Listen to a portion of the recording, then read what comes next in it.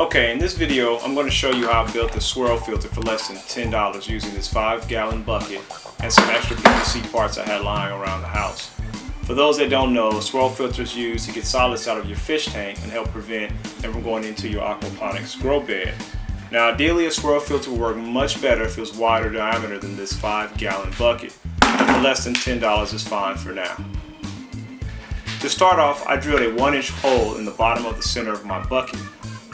Then I cut about a 1.5-inch hole in the top. To make everything line up, you may later have to manually trim the cut with scissors.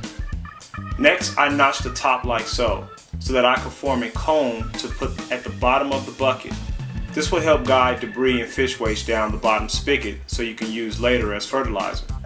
Once I got things lined up, I put a screw in the top to hold the cone in place. Next, I started at the bottom spigot. I screwed this adapter into the bottom of the bucket with an O-ring on both sides and some plumber's tape to prevent leaks. I finished the bottom spigot by screwing in the elbow and pressing the rest of the PVC assembly together. I didn't use any glue because of the toxicity hurting the fish. I just press fitted the parts together. I put a little on-off nozzle so to limit how much fertilizer I would want. At this point, I checked everything to make sure it all lined up. Next, I started on the inlet swirler. Again, I didn't use any glue, I just press fitted them in this pattern. Now for the outlet. I drilled a 1.5-inch hole. I wanted to make the outlet bigger than the inlet to make sure the water would never overflow the size of the bucket. Using the same style adapter, but just bigger, I screwed it in the hole.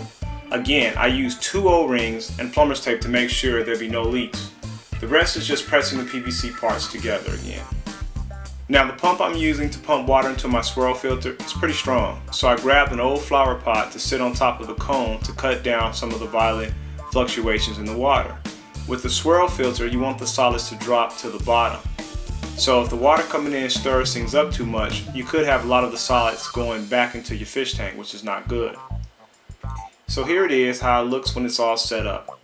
Next, I checked it for leaks and she was all ready to go. Alright, here's a swirl filter after a couple of days. I don't know if the camera is going to pick it up, but you can see there's a lot of debris settling in and around the filter. All of this will be at the bottom or swirling around in my grow bed or in the fish tank, which you don't want. So basically it's pumped in from this pipe here.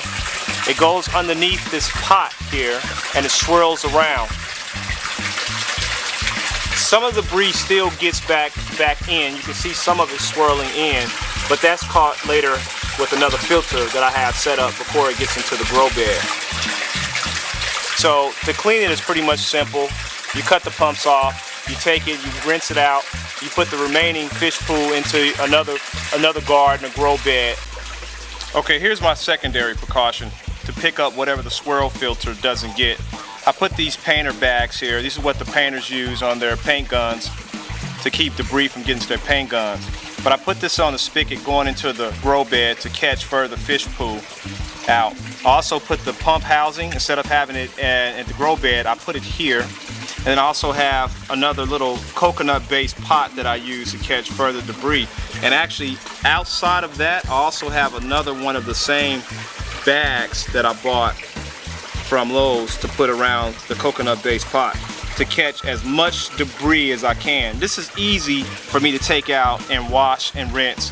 And it's also easy because I can capture the fish poo from here and I can capture it and then fertilize my other garden beds with it.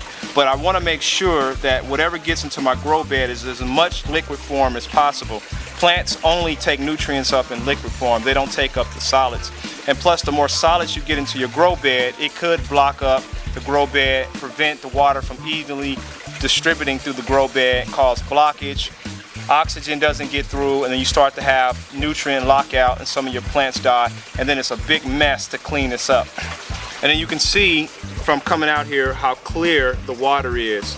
Not necessarily clear, but free from fish poo filtering into the grow bed. This is probably one of the most important steps I've realized when going through with this aquaponics.